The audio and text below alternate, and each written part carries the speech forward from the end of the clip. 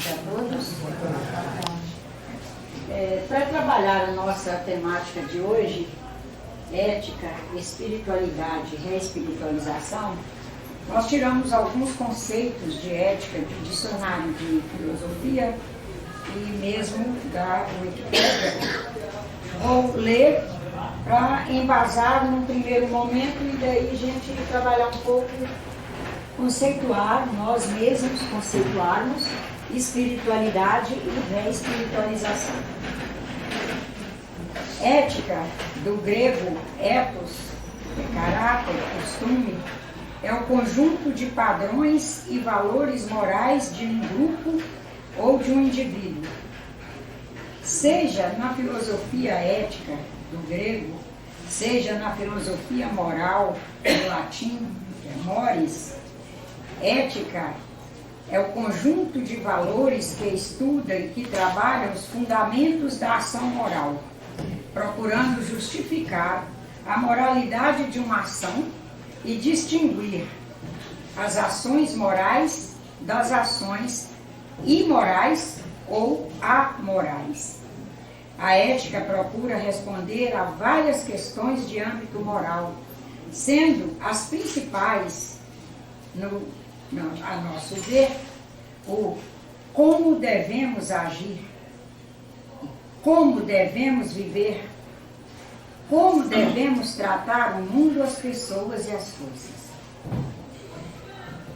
Depois, num outro dicionário, diz que é parte de um pensar e agir responsáveis pela investigação dos princípios que motivam, distorcem, disciplinam ou orientam o comportamento humano.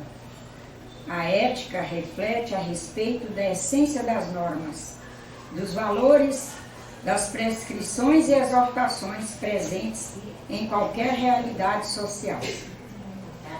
E no outro diz, conjunto de preceitos que são fruto de princípios de ordem valorativa moral de um indivíduo, de um grupo social ou de uma sociedade.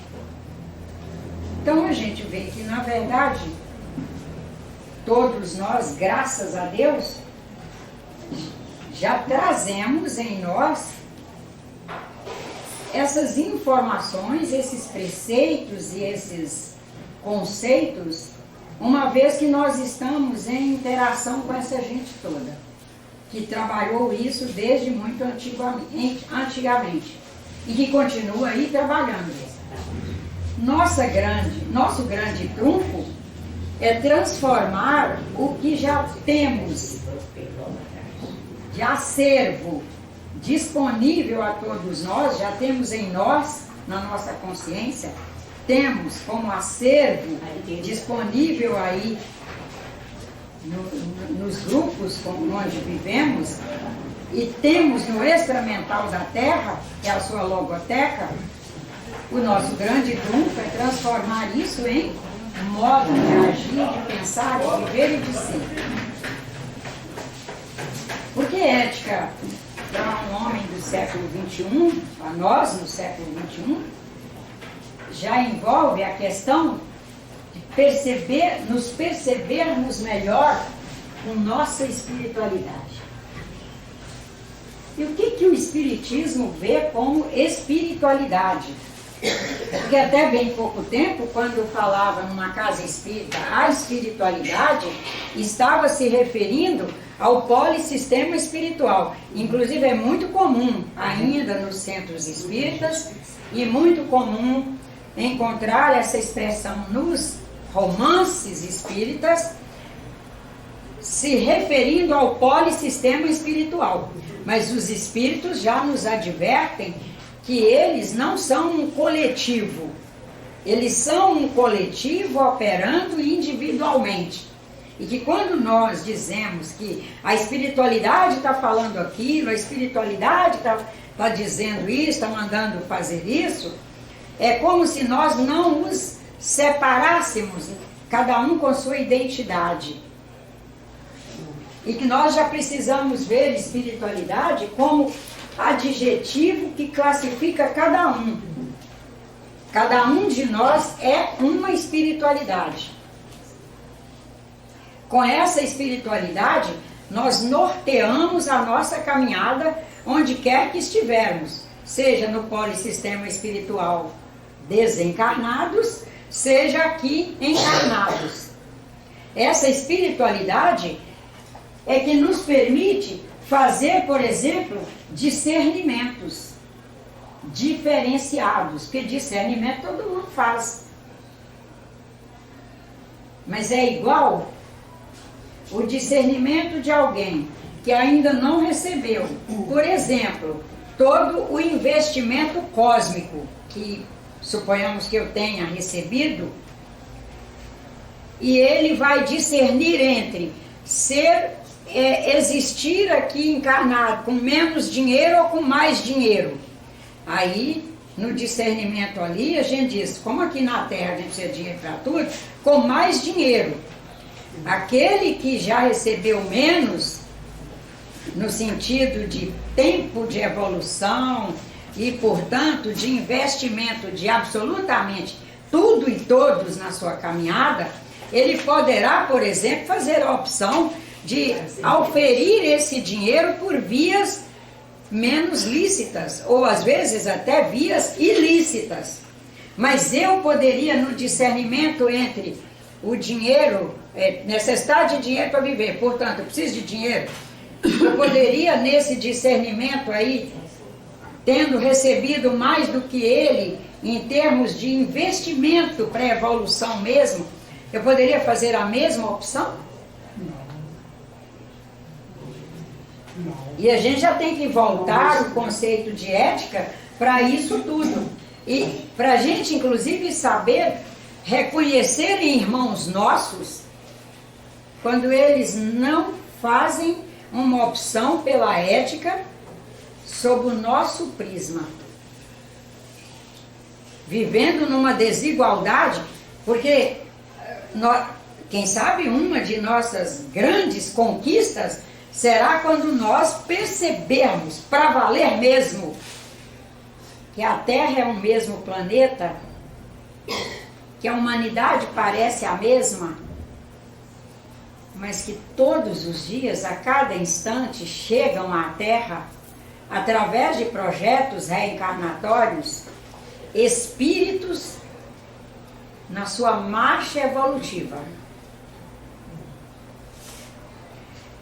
E se nós já conseguimos construir alguma coisa muito boa, e nós temos muita coisa boa construída na Terra, através dos irmãos que vieram antes de nós, é muita coisa, né?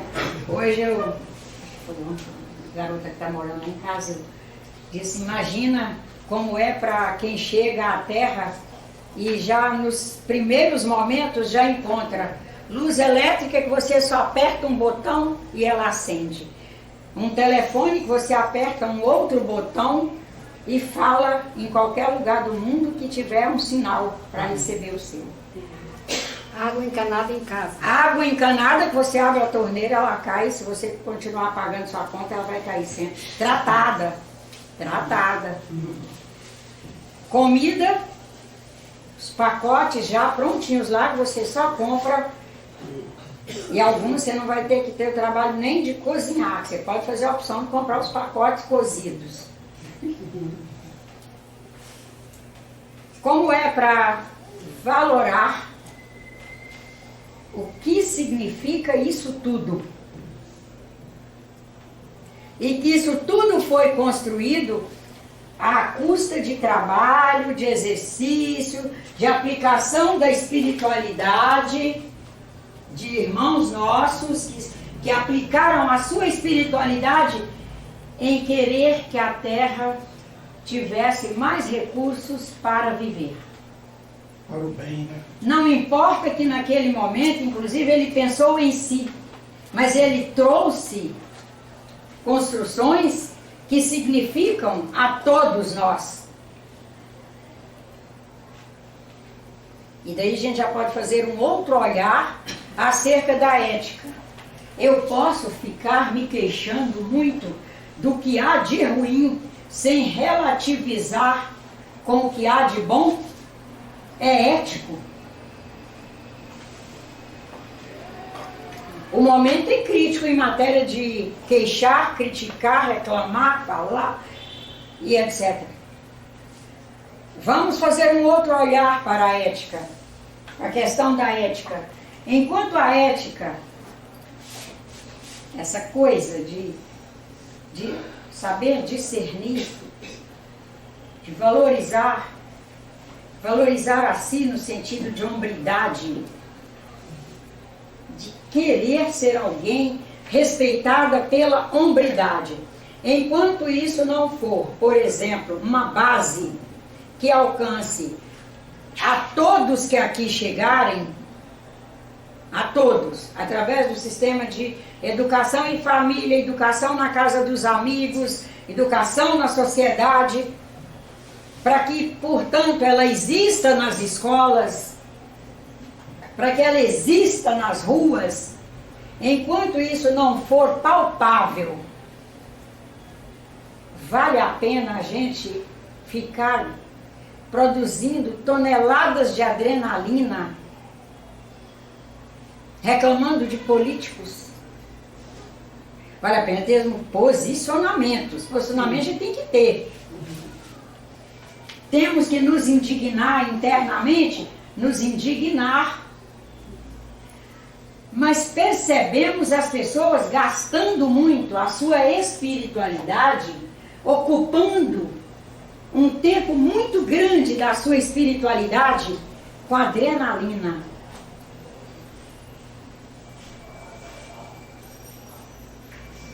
Porque o não reconhecimento de que quem não tem não oferece porque não tem. E reconhecer isso é fundamental para produzirmos equilíbrios internos, que a compreensão nos permite produzir. Não quer dizer que não tenhamos que ter posicionamento. Nós temos que ter posicionamento, nós temos que aspirar por mudança, estabelecer horário do nosso dia para orar pela paz, pela construção moral, pela ética, estabelecer o nosso horário, orar e fazer o nosso máximo possível. E Deus, através de todos os seus mensageiros, que são todos na humanidade, fará o resto. Porque que é ético com relação a nós mesmos vivermos em desgaste pelo que não está na nossa mão, mas está na nossa capacidade mental, afetiva, social, que é vibracional. Vibração, sim, ela alcança a todos. Ela não tem limite. Quem colocou o limite que a vibração boa atinge o bom, a vibração ruim atinge só o ruim, isso é um momento que a humanidade já tem que ter virado essa página desse conceito. Porque já se alcançou um outro momento. A física, a química, a matemática, os filósofos, os sociólogos, os assistentes sociais, todos já alcançaram outro momento. Os que são trabalhadores, estudiosos e que amam a humanidade de verdade, já alcançaram. E nós todos podemos alcançar. Que como espíritos que somos, aqui fazendo a nossa reespiritualização, hoje estamos fazendo nossa reespiritualização aqui, no planeta. Mas a maneira como estamos fazendo nossa reespiritualização, isso é uma pergunta que devemos fazer. Ocupando para isso a espiritualidade, ocupando, nos exercendo, sei lá, aí são muitos vieses, a espiritualidade que já alcançamos, né? A maneira como estou fazendo minha reespiritualização, à luz da espiritualidade que eu já alcancei, está ético, em primeiro lugar, com relação a mim, É fácil a gente falar que a pessoa está sendo antiética quando ela está dilapidando um patrimônio alheio. E quando nós estamos dilapidando o nosso maior patrimônio, que é a nossa espiritualidade, porque a pessoa começa a ficar desesperançoso, ela fica o tempo todo indignada, o tempo todo raivoso, o tempo todo infeliz. E como é para o sistema bioquímico dela fazer os ajustes, porque ele vai fazendo ajuste. Isso nós não temos dúvida, né? Você faz um impacto, o sistema inteiro sai do melhor equilíbrio e instantaneamente ele inteiro tenta se reorganizar para voltar ao melhor equilíbrio. E ele vai fazendo esse esforço, né? Com a impressão do perispírito, imprimindo nele novas orientações, ordens, comandos, para ele se reequilibrar, à luz das orientações que o espírito faz em conexão com todos os seus orientadores. Mas quais são os limites para esse sistema se reequilibrar sem prejuízos? Força de vontade.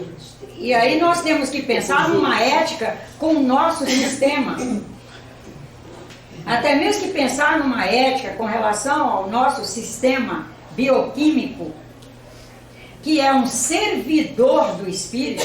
Imagina a importância dele. Um servidor do espírito.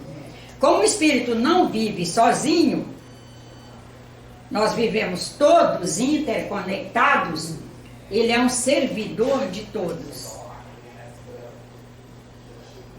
E até isso o espírita e o simpatizante do espiritismo de hoje tem que fazer um olhar rápido, porque até quando eu entrei no espiritismo e perambulei de casa em casa para achar meu lugar, e foi uma perambulação sem fim, que eu não encaixava em nenhuma, e uma delas era a história do corpo ser descartável, desprezível.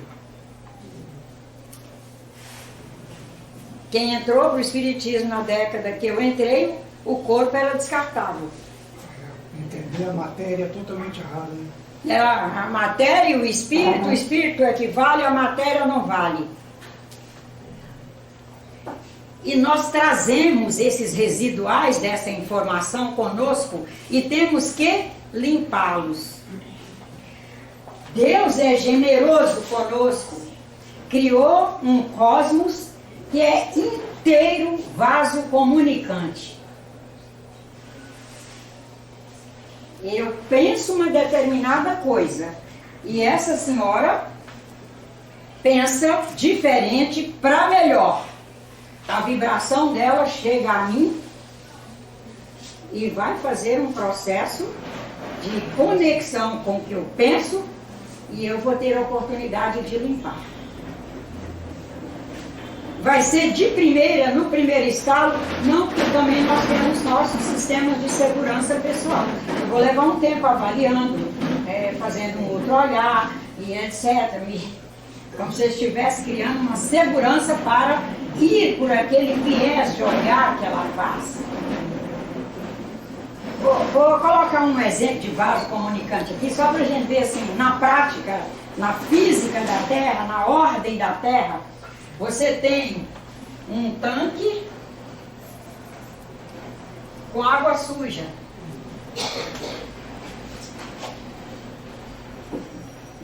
E alguém conecta aqui um tubo pingando água limpa, gotejando água limpa, num tanque de água suja. Ao longo do tempo, o que nós teremos? Água limpa. Ele vai gotejar, a água limpa vai se misturar e vai transbordando aqui o que está sendo gotejado lá. E na ordem do espírito? É a mesma coisa. Só mudam os níveis de realidade. E nós haveremos de estar nessa nossa caminhada de reespiritualização, conseguindo ir avaliando algumas coisas que a humanidade já tem codificada. Uma delas é, culturalmente, já temos código de ética formalizado. Você vai trabalhar numa indústria farmacêutica, você recebe lá o livrão lá, você vai estudar aquele livrão e depois até apresentar uns relatórios. Código de ética da sua profissão. Código de ética do direito, código de ética da medicina. E nós aí todos em condições de ir formalizando nosso código de ética pessoal. Com o máximo de leveza, no sentido de, na medida que compreendemos a diversidade, eu vou me empenhar em fazer o melhor código de ética para eu viver, já sabendo que meu esposo tem o dele, os filhos têm os deles, as noras, netos, genros, os senhores todos, cada um tem o seu código de ética. Quando formos efetivamente cristãos, nós iremos ser verdadeiros prestadores de serviço, no sentido de eu presto um bom serviço a mim, me iluminando para fazer o meu melhor, permitindo que o outro receba de mim o melhor e se espelhe para, no processo do vaso comunicante cósmico, a coisa ir acontecendo.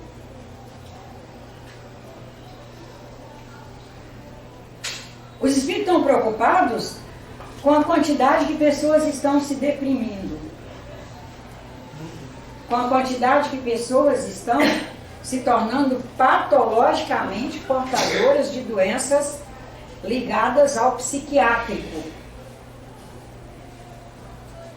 que é apenas passos, né, para se chegar de um ao outro, para chegar de uma tristeza junto com desesperança, junto com melancolia, e aquilo vai dia após dia, instante a instante. O quadro é tristeza, melancolia, desesperança, achar que tudo está ruim, que todo mundo é ruim.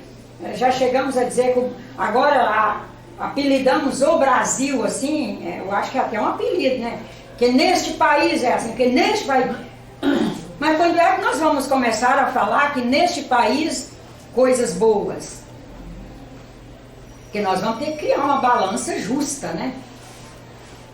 Não podemos ficar... Neste país é desse jeito quando é ruim. Daí pinta outra coisa ruim. Neste país.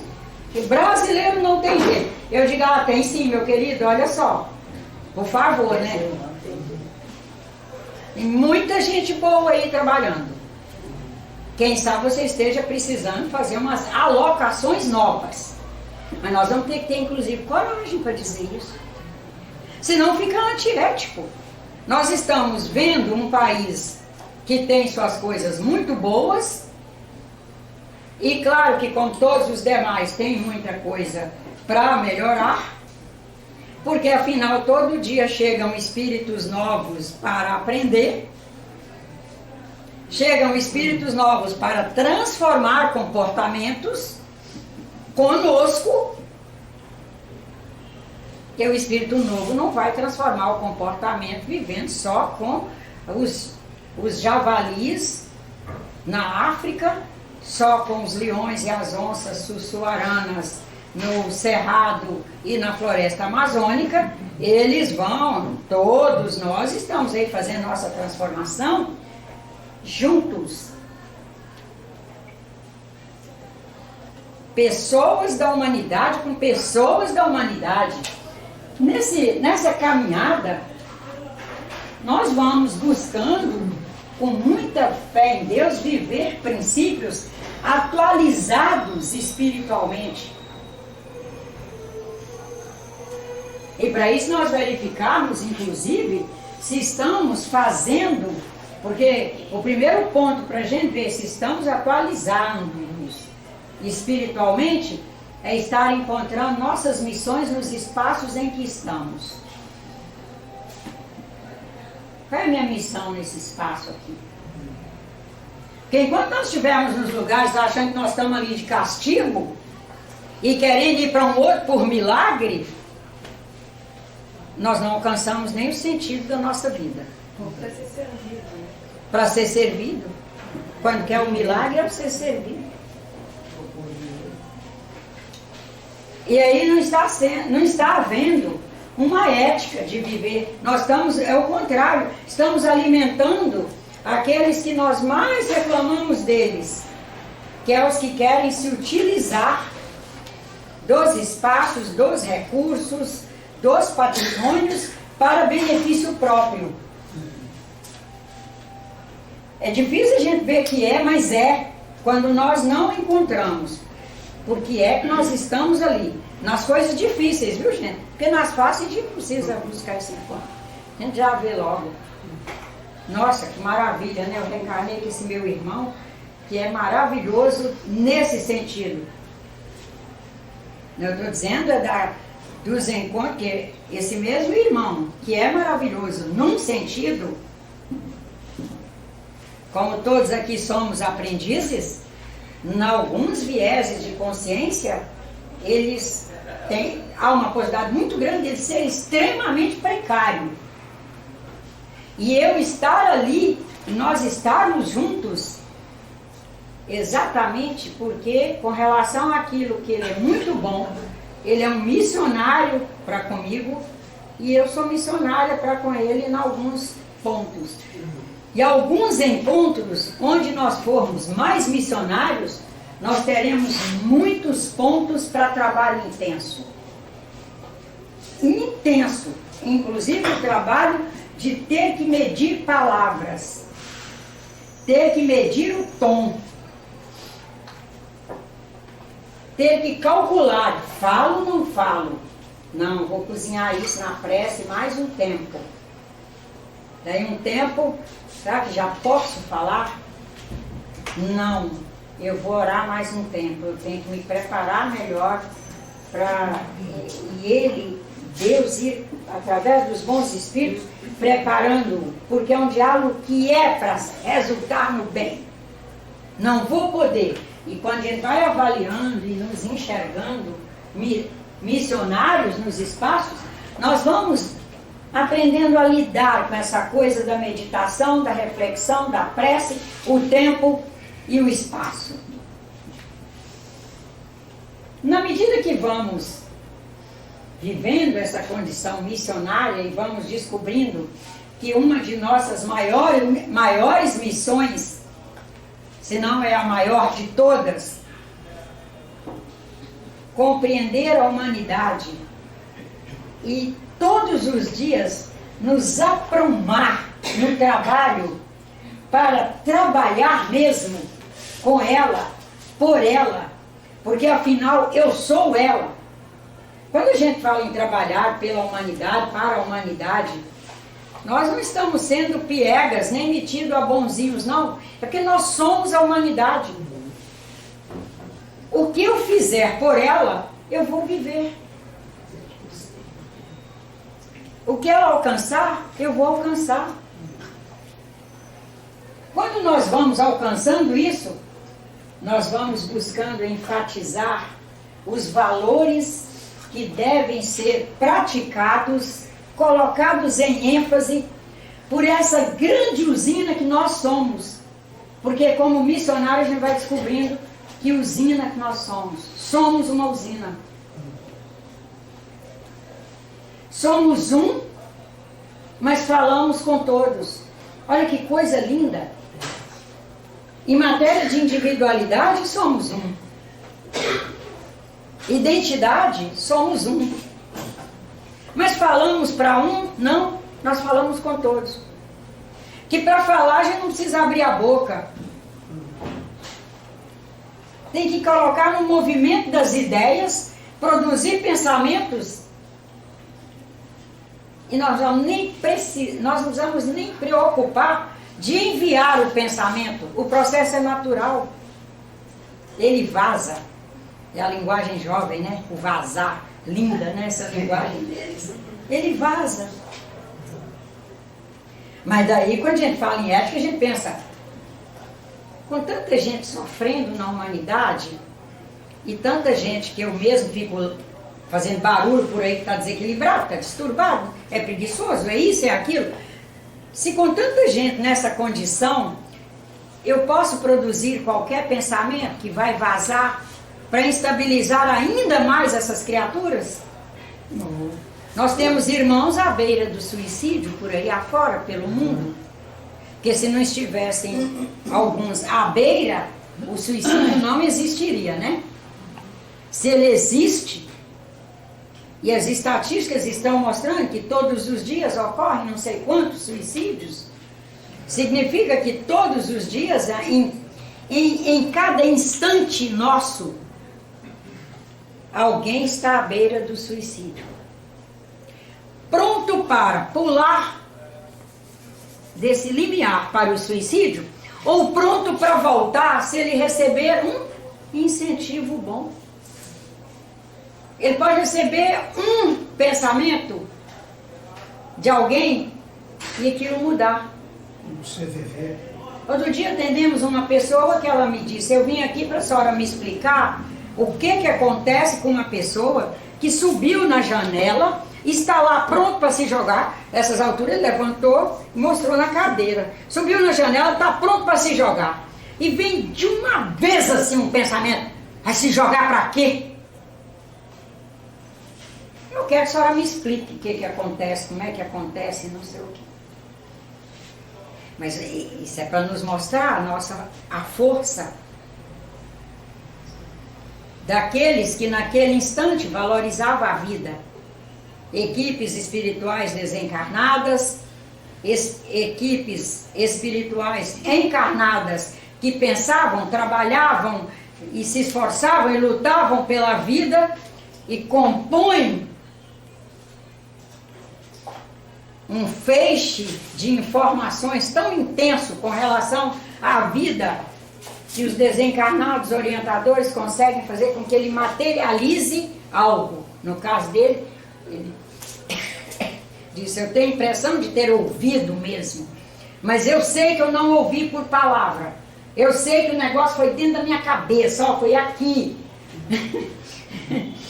Na medida que nós vamos nos reconhecendo membros da humanidade, partícipes dela por inteiro, não é um e outro que nós somos participantes. Não sou participante só da minha família biológica, quem sabe ela eu tenho um compromisso maior. Na ordem material da Terra, não é não? Além do compromisso que temos de orar, mentalizar, meditar, refletir, para que todos tenham o melhor, com essa família na qual eu estou, se eu estou fisicamente ingressada nela, numa escolha minha de ingressar, sempre que eu tenho compromissos também na ordem material, acolher um para estudar, ajudar o outro a pagar uma mensalidade, dar assistência a um que vai fazer uma cirurgia e vai colocar um monte de safena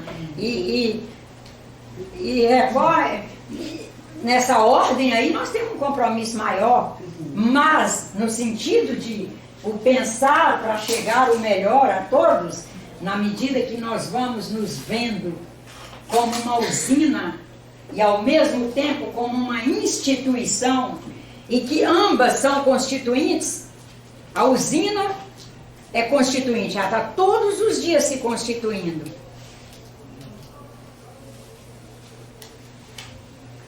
Inclusive no sentido de produções de padrões mentais.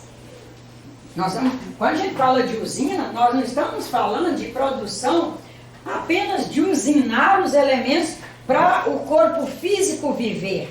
Mas ele, além de usinar todos os elementos para a sustentação desse sistema bioquímico até a última hora do espírito ali atrelado a ele, nós estamos dizendo que somos estamos dizendo não, nós sabemos que somos uma instituição.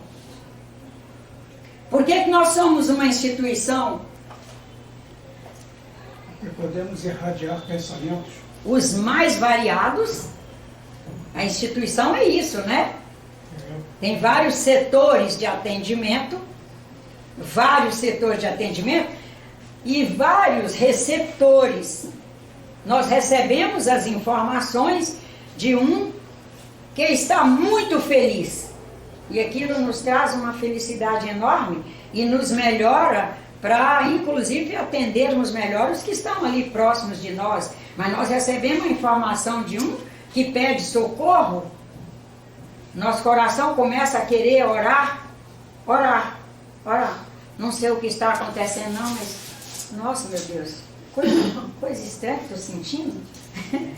E aí a gente começa a orar, porque já está recebendo, como instituição, já está recebendo um outro informação que vem por um outro viés. E de um conjunto de irmãos, que necessariamente nós nem podemos falar mais que é só de um irmão. Imagina, um conjunto de irmãos em processo de dor, por ter neste momento sofrido uma avaria aí através de acidentes. Recebemos a informação assim, aquele mal-estar, e a gente ora. Mas você recebeu a informação de vários Socorristas, né? Todos somos socorristas. Todos. Não há um não socorrista. Encarnado e nem desencarnado. A gente que foi separando as pessoas, quebrando os laços. Mas eles não se rompem. A diferença está em como cada um de nós já se qualificou para emitir ondas com mais poder. Por exemplo, no sentido da analgesia. Nós vamos encontrar médiuns encarnados que uns emitem energia com a qual ele é capaz de fazer mais analgesia do que um outro. Mas aquele outro que ainda não faz tanta analgesia, que não é a qualificação principal dele nesse momento, ele é alguém que leva conforto interno. Ele é alguém que, quem sabe, melhore ajude a melhorar as comunicações entre glândulas e órgãos. E ele é alguém que leva ao espírito um nível de equilíbrio melhorado. Mas nós temos que nos ver como uma instituição que é capaz de tudo isso sem se cansar. Sairmos da história cansaço. Estou exaurido. Aqui a gente já teve há uns 20, 30 anos atrás, pessoa que ao começar a trabalhar no passe, saía dizendo, eu saio exaurida. Não, minha filha, então você não está em condições de trabalhar no passe, você não fez melhor entendimento do passe. O passe é o contrário. O trabalhador do passe, ele sai revigorado. Se tiver que começar o dia de trabalho de novo, após o passe a gente começa. Trabalho que eu falo, esse trabalho nosso, de gastar muita energia por aí, que a gente diz que faz desgaste e tal, que não faz, mas diz que faz. Não, o trabalho no passe você sai revigorado. É troca de energia. É troca de energia. Nós temos que, como instituição, como instituições e como usinas, nos ver num processo que recicla o tempo todo. E daí abraçarmos a causa de sermos pessoas capazes de oferecer ao nosso sistema condições de reciclagem através das matérias-primas disponíveis que estão aí. Aí volta lá para aquilo que vocês não aguentam mais ouvir a Nádia falar, né?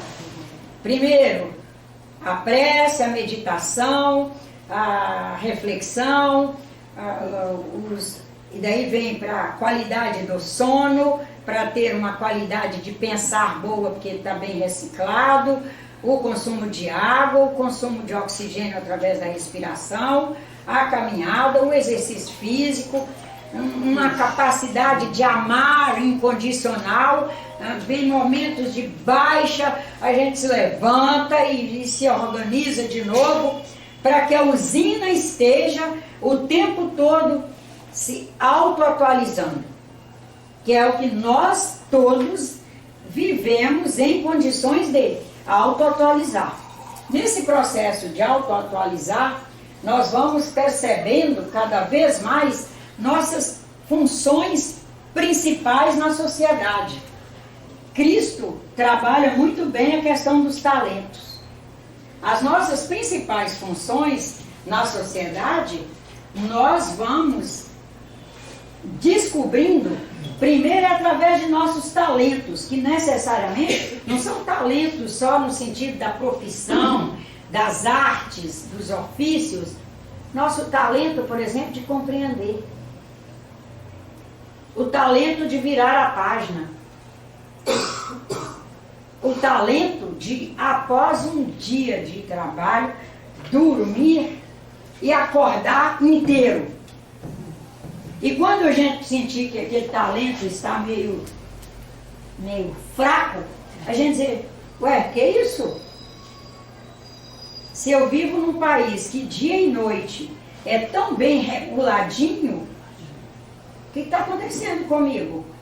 Aí a gente volta lá na chave e veja, através dos códigos já existentes, onde é que eu tenho que fazer uma abertura para que ocorra uma mudança.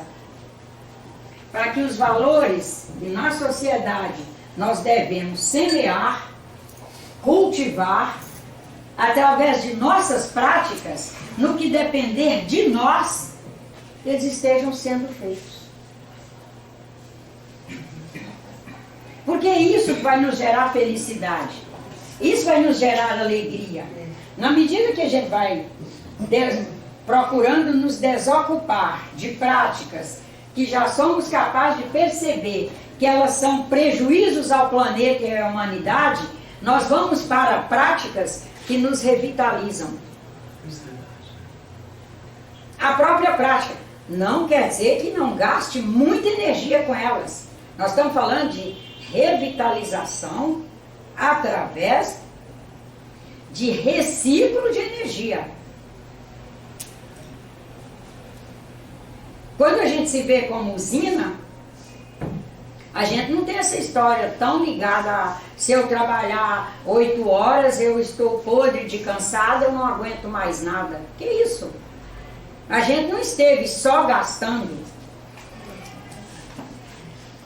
Se isso estiver acontecendo, de novo a gente vai ter que fazer revisão. Porque todo trabalho é revitalizador.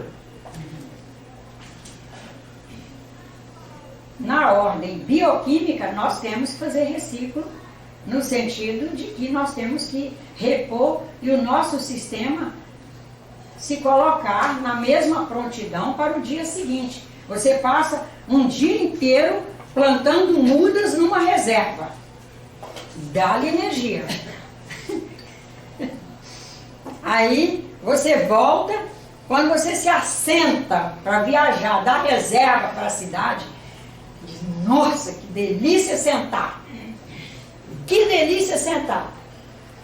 Aí você começa a pensar naquilo tudo que foi feito.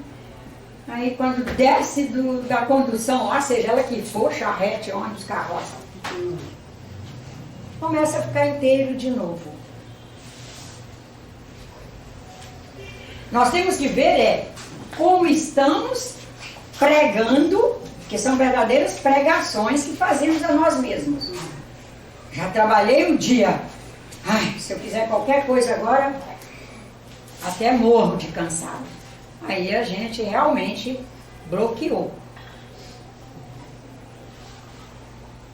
Que ética envolve tudo isso, é uma ética para conosco.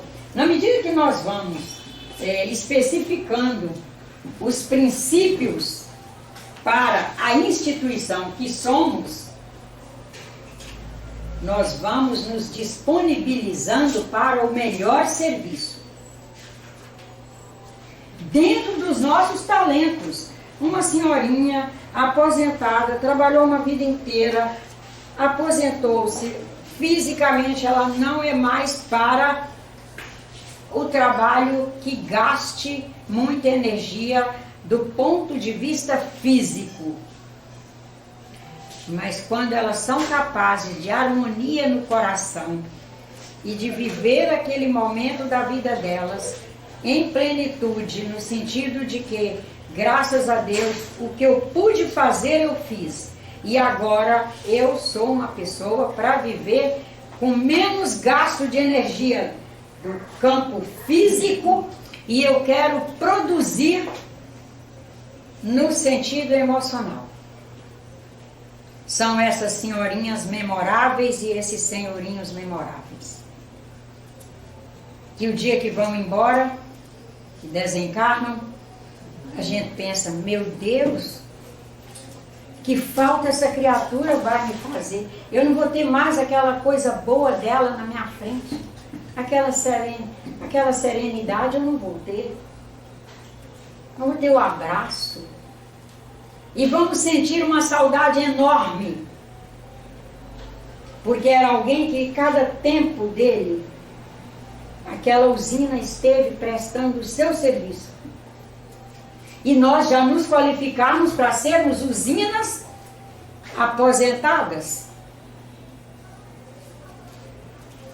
O capital de vida aumentou. A lei de aposentadoria é a mesma.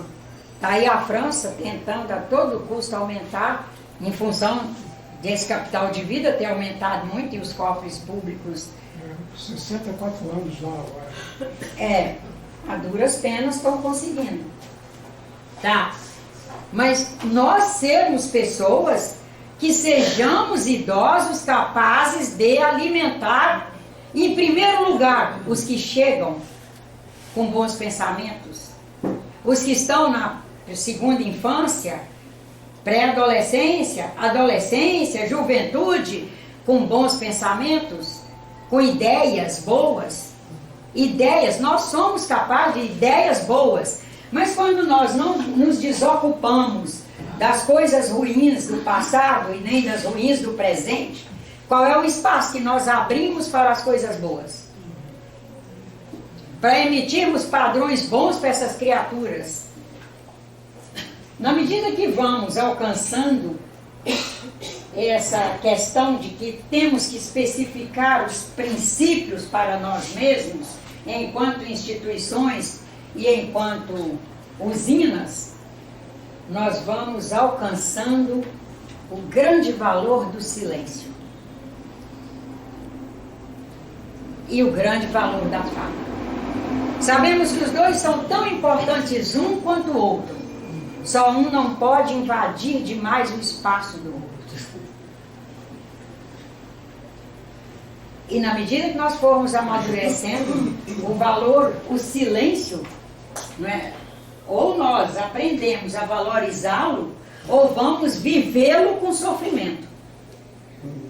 Porque é uma lei natural que ele vai se estabelecer por mais tempo na nossa vida.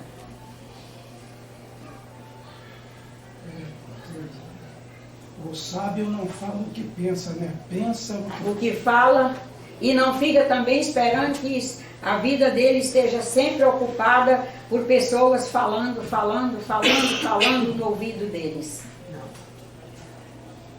Nós, latinos, sofremos a crise de precisar de gente falando e de nós falando. E na terceira idade, quarta idade, porque terceira a gente já é, eu, o senhor, viu? Bonitona aí, mas já é terceira. Terceira já somos. Na quarta e quinta idade,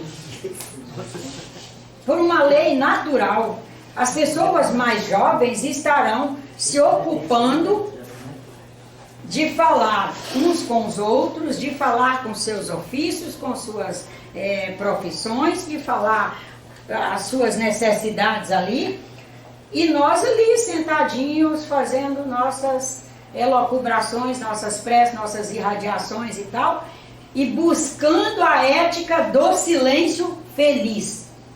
Silêncio operante, é um silêncio que ele opera o bem, porque ele é regado a pensamentos, preces e uma irradiação boa para a humanidade inteira, que é tão carente de boas irradiações.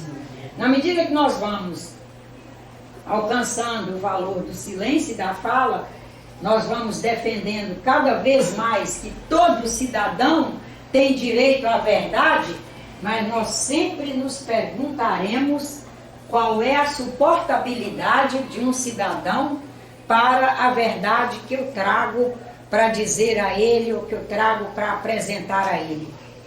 E aí isso vai nos arremeter ao silêncio, pelo menos por uns instantes, que a gente vai planejar, a gente vai se preparar, a gente vai programar, já que aquela verdade é um direito daquele cidadão, nós precisamos permitir que ela chegue a ele, mas com que qualidade? De que jeito? Qual a suportabilidade dele? Tem agora? Não, vou ter que esperar. Eu vou ter que ficar ali, avaliando, aguardando, pedindo a Deus que se eu não for a melhor pedagogia, que apareça uma pedagogia melhor. Porque nessa questão da pedagogia, para falar uma verdade, não entra só a palavra, e nem entra só a boa intenção, entra o meu frontal. Por exemplo, eu falar uma verdade para uma filha que recebeu ali aquele monte de instrução, faz isso, não vai, não, nisso não posso te levar, eu não vou poder te buscar. Olha, você tem prova, amanhã você tem que... E uma pessoa que ela conheceu, que ela não teve essas questões todas, e que ela conheceu com uma leveza maior ali na caminhada. E essa verdade chega a ela, estou falando de pessoas do bem, tá? Através dessa pessoa, que é um bom caráter, que tem um outro frontal com relação a ela, é uma outra expressão corporal, é um outro acervo de informações que ela tem acerca de, inclusive, alguns desconfortos dela comigo ali no dia a dia. Ela vai captar melhor. E até isso nós humanos já passamos a reclamar, quando deveríamos agradecer. Você fica ali tentando convencer uma determinada pessoa, por exemplo, engolir comida sem mastigar. E você, fulano, não faz isso, isso vai fazer mal. Fulano mastiga essa comida, fulano mastiga. Aí um dia, e fulano nunca que...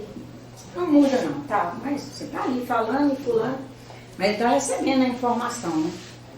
Aí um dia a odontóloga dele diz para ele assim: olha, pelo que eu estou vendo da sua boca e dos seus dentes, você draga, né? Você não come. A partir de hoje você vai mastigar, fulano. A partir dali fulano mastiga. Aí a gente, ao invés de dizer, meu Deus, que bênção, um profissional da saúde, que exatamente entende de boca, se especializou para isso, trouxe a verdade para essa pessoa, que eu vinha tentando, não fazia sucesso, e ela fez. Nós enquanto humanos, tudo é exemplo que eu já escutei. Ao invés de agradecer, que bênção que Deus chega à pessoa através das mais variadas portas, a gente diz, eu falei a vida inteira e você não deu a mínima. Ela fala uma vez, você já faz. É isso mesmo. É ético, do ponto de vista do espírito, que está conseguindo uma superação ali, e a gente conseguindo uma conquista.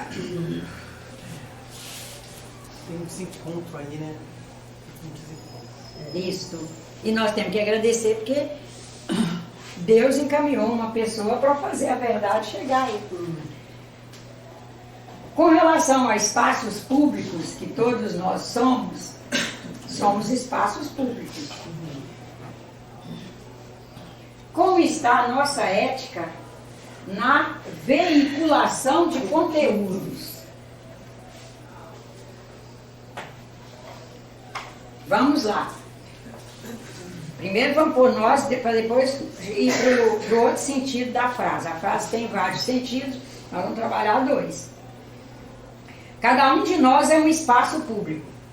Porque nós falamos para nós sozinhos, a não ser na prece, no silêncio, na meditação e na reflexão, estamos dizendo agora já de fala. Sempre que a gente fala para alguém, na linguagem falada. Nessa linguagem falada, que é para alguém, a gente já se tornou público.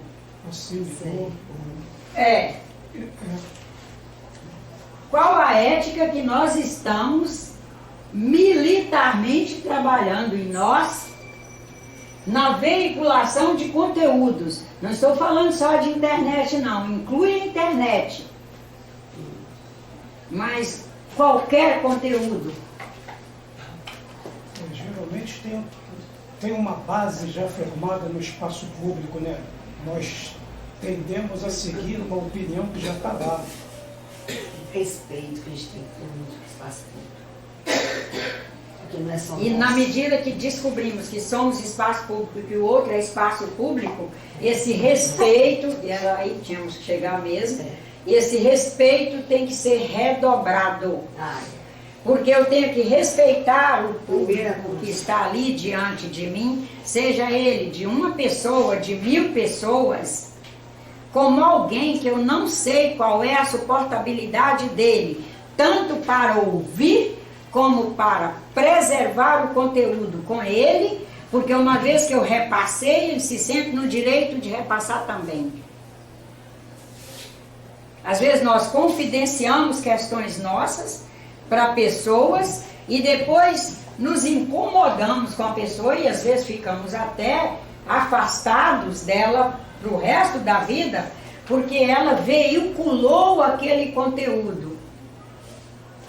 Não estou dizendo que ela estivesse certa de veicular, mas se ele não era para ser veiculado de maneira alguma, como que eu delego uma responsabilidade deste tamanho para aquela pessoa?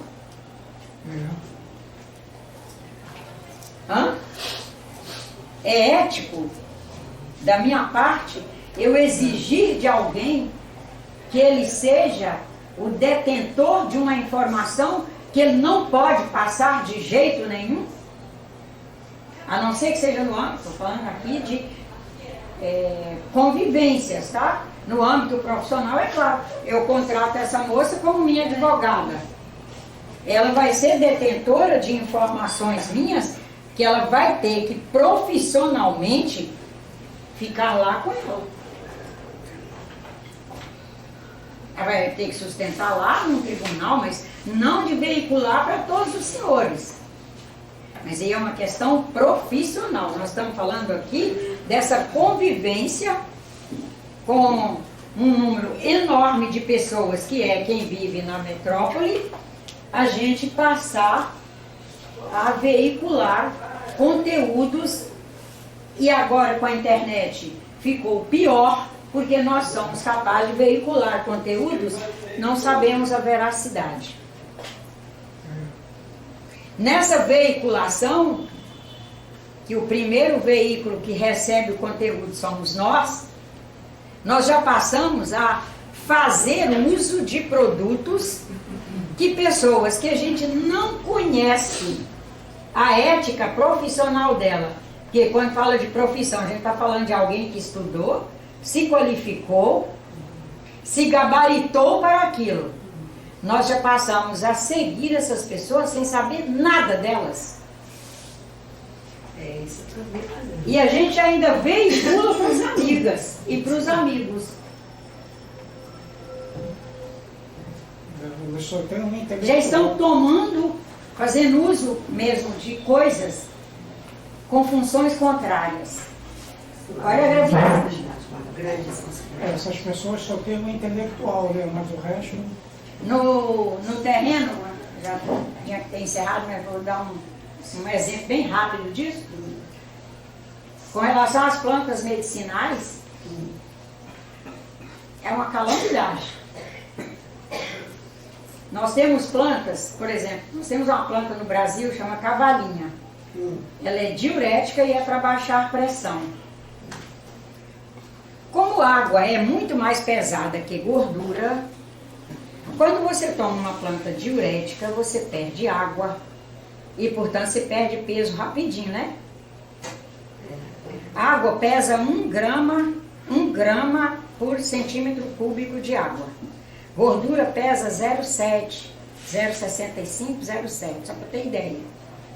Então, eles colocam na internet que cavalinha é para emagrecer, as pessoas baixam por aí comprando, tomam, perde água, as gorduras ficam lá felizes, enchendo a célula de gordura. E tempo depois ela se descobre tendo problema renal. Desidratou. E não só desidratou. Problema renal é que quando você perde água, o seu organismo, o sistema renal é calculadinho para filtrar o sangue, pegar a água suja de toxinas, residuais tóxicos de alimento, metais pesados e tal, encaminha para a segunda porção renal. Essa segunda porção renal está qualificada para, por feedback com o organismo, dizer assim, mando para a terceira porção renal, que é a que manda para a urina, para fora, ou devolvo para o organismo se ele está em déficit de água. Olha que coisa linda que a gente é. É a usina, né? É a instituição e usina ali. Aí o que acontece? Bebe cavalinha e outros diuréticos, tem outros também. Eu dei a cavalinha porque é a crise do momento.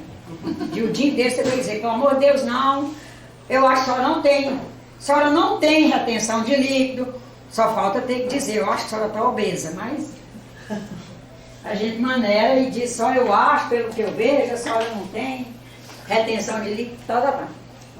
Aí essa pessoa, que o sistema renal não pôde mandar a água contaminada de toxinas, residuais tóxicos, metais pesados, não pôde mandar embora, ele volta essa água para o sistema e fica reinfectando, reoxidando, e daí a um tempo o rim, de tanto filtrar esse material contaminado, sofre danos.